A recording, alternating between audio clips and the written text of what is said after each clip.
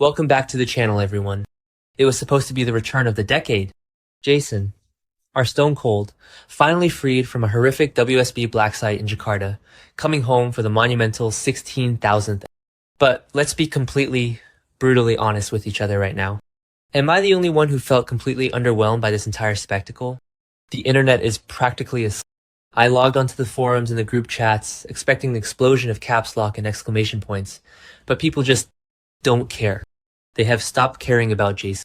And honestly, after watching those scenes, I completely understand why. It breaks my heart to say it, but the magic is gone, and the writing is absolutely on the wall for anyone who is actually paying attention to the clues. I have been watching the show religiously since 2015, and I have seen Jason come back from the dead before. Remember the Patient 6 reveal? Remember the sheer, unadulterated tension of him sitting in that Russian clinic, the mask, the dramatic escape, the moment he crashed through the skylight at the Metro Court to stop the wedding? That was television. That was an era where a legacy character's return actually meant something and shifted the entire canvas. Yeah, didn't work this time around. This return feels so incredibly flat, so devoid of the classic spark, that it almost feels like an insult to the legacy of the character. He just kind of appears on the dock. Danny runs to him. It's sweet, sure, but it lacks the gravitas of a man who literally took the fall for Rocco shooting Ross Cullum and spent months being tortured halfway across the world. But here is the real reason I am typing furiously at my keyboard in the middle of the night. The massive, glaring issue that nobody wants to talk about on the official page. Steve Burton might be back, but that absolutely does not mean he is back for good. In fact, everything points to this being a painfully short stint. I know some people are loving his changed man arc, the PTSD, the weight loss to look emaciated, but personally, I am dreading what comes next because I know exactly how this industry works. The real-life drama is completely overshadowing the fictional drama, and we, the fans, are the ones paying the ultimate price. Because let's talk about the logistics. He simply cannot ignore the reality of a soap actor. Steve Burton is currently living in New York with his wife Michelle Burton. Do you know where our favorite soap films? Los Angeles, California. He is commuting cross-country. He is bouncing between New York, Tennessee, and LA. Do you have any idea how utterly exhausting that is? You cannot sustain a front-burner anchor character on a daily soap opera when the actor is living out of a suitcase and spending half his life in Terminal 3 of LAX. It is a logistical nightmare, and it translates directly to the screen. Jason looks exhausted, and frankly, Steve probably is too. And then there is the custody battle. I'm sorry, but real life always bleeds into the soap, and this is a particularly nasty one.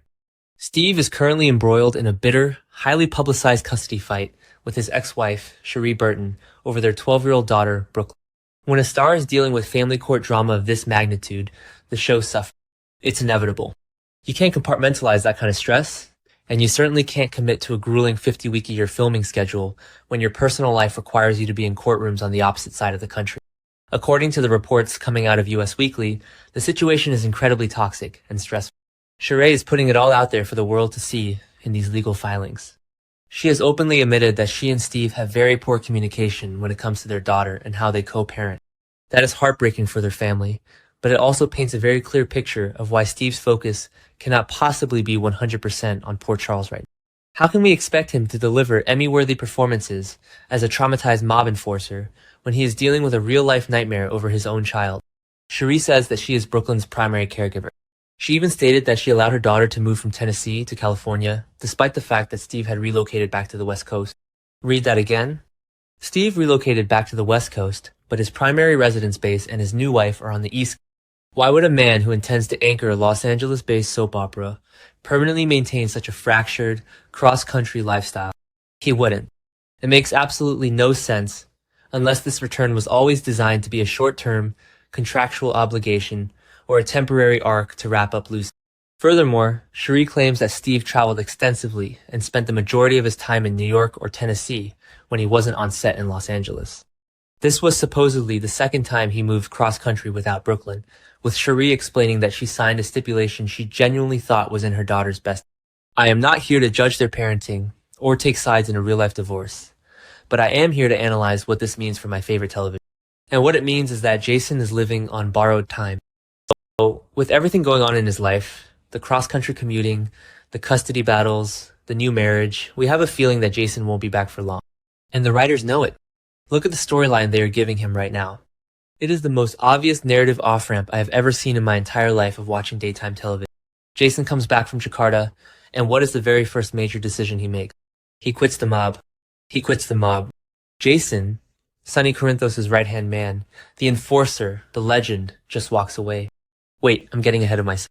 Let's talk about how he is treating the people who actually waited for him. Let's talk about Britt Westbourne. I was a massive fan of their romance. I shipped them so hard. He took the fall for Rocco, he went to a WSB black site, and Britt was left to deal with the fake Huntington's disease, the saline syringes, the WSB arrest in Tortola. She went through absolute hell. And what does Jason do when he gets back? He ghosts her. He actively avoids her. When she finally corners him in the hospital and violently slaps him across the face, I actually cheered at my television.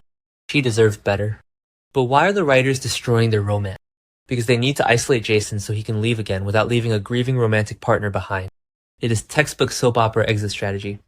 It is all about Danny. Jason's entire motivation right now is being a father to Danny.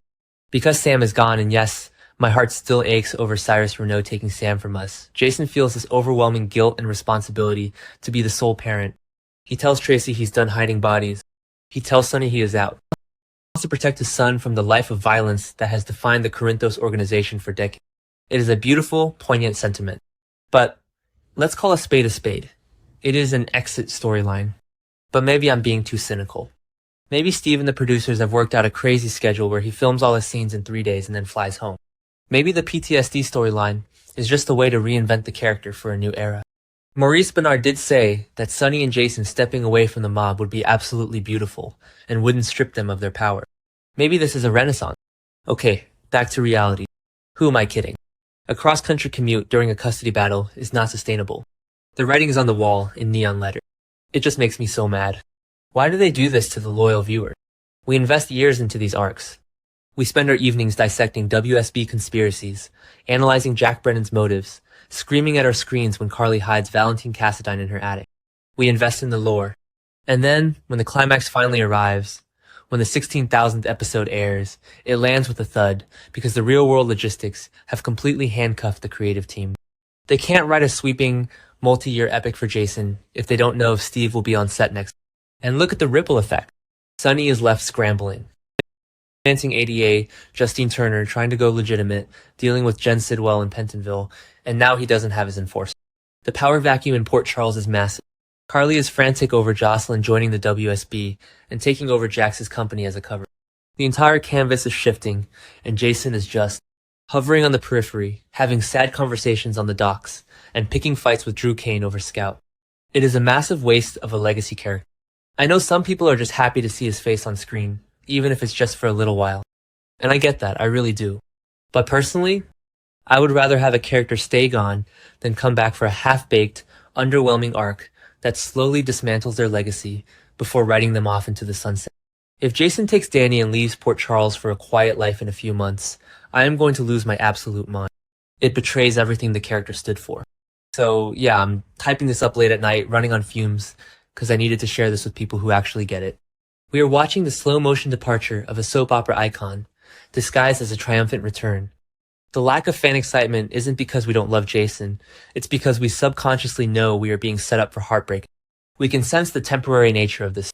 The magic requires permanence, and right now, Steve Burton's life is anything but permanent on the West Coast.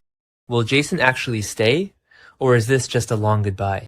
Drop your wildest theories in the comments below, hit that subscribe button, and let's figure this out together.